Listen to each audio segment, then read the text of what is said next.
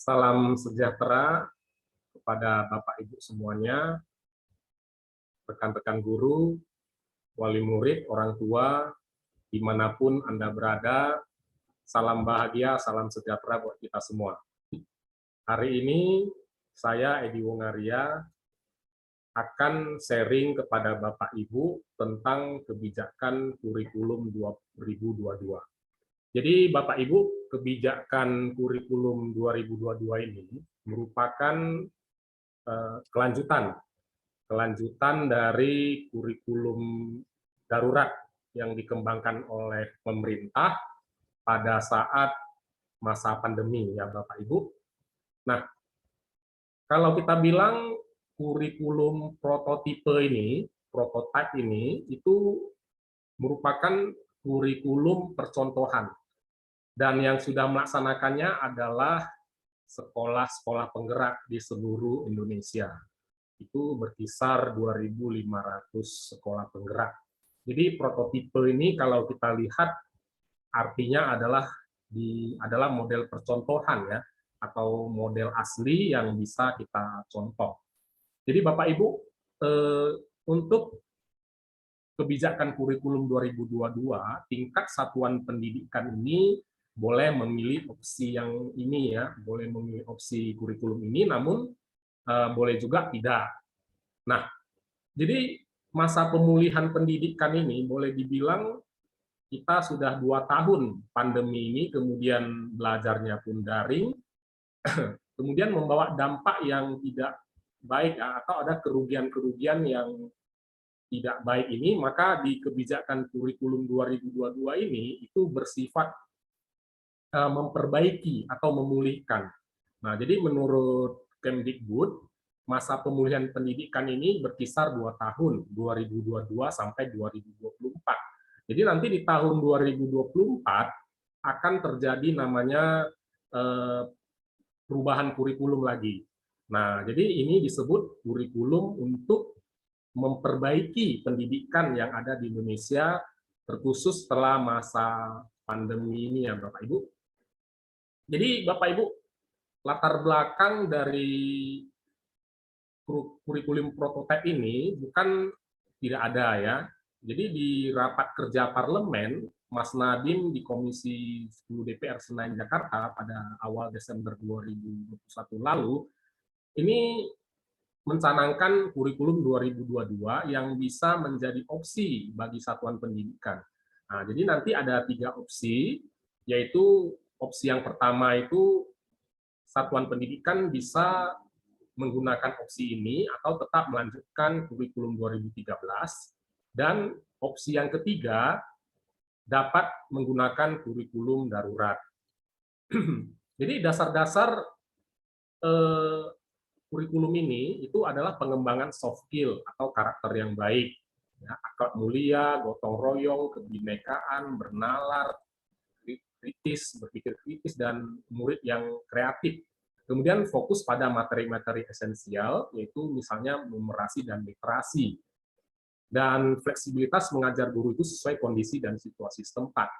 Nah, ini terlihat bahwasanya pembelajaran daring itu di tempat tertentu atau di daerah tertentu itu mengalami suatu namanya gangguan, ya, atau tidak sempurna. Nah, kita lihat di media massa, kerugian-kerugian itu bukan hanya diderita oleh murid saja sebenarnya, namun di satuan pendidikan, terutama guru, ya. Nah, jadi hal-hal tersebut biasanya karena teknologi, ya Bapak Ibu, ya, teknologi yang belum mendukung dan sumber daya manusia yang belum mengerti tentang teknologi seperti itu. Jadi Bapak Ibu, setelah kita lihat dari learning loss itu boleh dibilang adalah kegagalan atau ketidaksempurnaan dalam pendidikan di masa pandemi ini, itu menurut survei itu berkurang 52% sampai 44%, ya Bapak Ibu. Di literasi kita lihat berkurang sebanyak 42%, dan di numerasi itu berkurang sebanyak 44% seperti itu. Nah, dengan adanya learning loss ini merupakan salah satu sebab kenapa sekolah-sekolah tertentu itu wajib menggunakan kurikulum prototipe ini untuk memulihkan proses belajar mengajarnya, Bapak Ibu ya. Nah, di sini kita lihat secara sekilas, nanti akan saya simpulkan di akhir video ini tentang karakteristik kurikulum prototipe ini. Jadi struktur kurikulum ini sebenarnya adalah pengorganisasian atas capaian pembelajaran dan beban belajar. Terutama kita lihat di sini capaian pembelajaran di PAUD ini itu hanya pada bermain dan belajar saja ya. Jadi hanya untuk melanjutkan kesiapan untuk bersekolah di tingkat yang lebih lanjut atau tingkat SD. Kemudian di SMP kita lihat, dan di SD, SMP, SMA kita lihat model pembelajaran ini sebenarnya saya lihat di sini adalah reguler atau rutin pada kegiatan intrakurikuler, berfokus pada penguatan profil pelajar Pancasila di sini. Nah, jadi di setiap jenjang ini ada namanya proyek penguatan profil pelajar Pancasila. Nah, proyek ini pasti didasarkan pada gaya hidup yang berkelanjutan, kearifan lokal, dan Bhinneka Tunggal Ika. Kemudian kita lihat karakteristik di SMA dan SMK dan SLB. Kita lihat di sini di SMA ini karakternya itu juga berbasis proyek profil pelajar Pancasila. Kemudian di SMK dan di SLB juga ya. Nah, dari karakteristik kurikulum prototipe di SMA, SMK, dan SLB, kemudian di SD, SMP, ini bisa saya simpulkan seperti ini ya Bapak Ibu. Di sini di jenjang SD, IPA dan IPS digabung menjadi IPAS, Ilmu Pengetahuan Alam dan Sosial. Bahasa Inggris sebagai mata pelajaran pilihan. Kemudian di jenjang SMP, mata pelajaran informatika menjadi mata pelajaran wajib.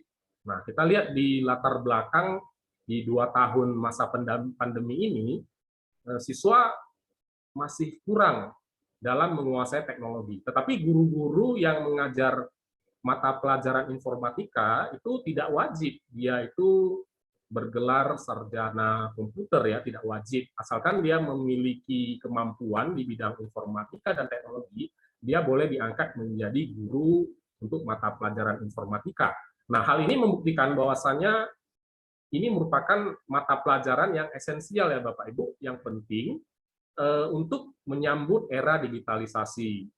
Kemudian akan ada panduan. Ya, panduan ini mungkin berupa buku mata pelajaran atau modul yang diberikan kepada guru tersebut. Nah, untuk jenjang SMA itu pencapaian peminatan penjurusan itu tidak berlakukan. Biasanya ada jurusan IPA, IPS, dan bahasa, namun di kelas 11 dan 12 ini tidak ada jurusan lagi, tetapi ini diganti dengan peminatan. Jadi ini benar-benar merdeka belajar ya Bapak Ibu kepada anak-anak didik kita. Di kelas 10 mereka mempelajari mata pelajaran sama seperti yang mereka pelajari di SMP. Kemudian di kelas 11 dan 12 mereka belajar dan mereka dapat memilih ya, dapat memilih pelajaran-pelajaran yang sesuai dengan cita-cita atau bakatnya. Kemudian menulis esai ilmiah sebagai syarat kelulusan ya, sama seperti di SMA, di menulis esai sama dengan seperti di S1, S2 ya, menulis skripsi, tesis. Nah, di SMA ini tingkat literasi ini kemudian diuji ya, diuji melalui penulisan esai ilmiah. Kemudian di SMK itu struktur disederhanakan menjadi 2 kelompok mata pelajaran umum dan kejuruan. Jadi persentase kelompok kejuruan ini meningkat dari 60% ke 70%. Kemudian untuk magang, praktek kerja lapangan itu menjadi mata pelajaran wajib minimal 1 semester. Kemudian Bapak Ibu, untuk kesimpulannya yang saya peroleh ini, untuk semua jenjang itu wajib melakukan pembelajaran berbasis project ya. Project itu fleksibilitas bagi guru ya untuk melakukan pembelajaran sesuai dengan kemampuan murid dan sesuai dengan kondisi dan situasi daerah setempat ya. Nah, pembelajaran berbasis proyek ini didasarkan kepada kearifan lokal, sikap memiliki kebangsaan yaitu penguatan Bhinneka Tunggal Ika dan gaya hidup yang berkelanjutan. Nah, Bapak Ibu, jadi sampai di sini dulu presentasi saya tentang kurikulum prototipe ini. Bagi Bapak Ibu yang ingin filenya, nanti boleh berikan komentar di bawah ini, maka saya akan share file dari kurikulum 2022 ini. Sampai di sini dulu, semoga ini dapat bermanfaat bagi Bapak Ibu.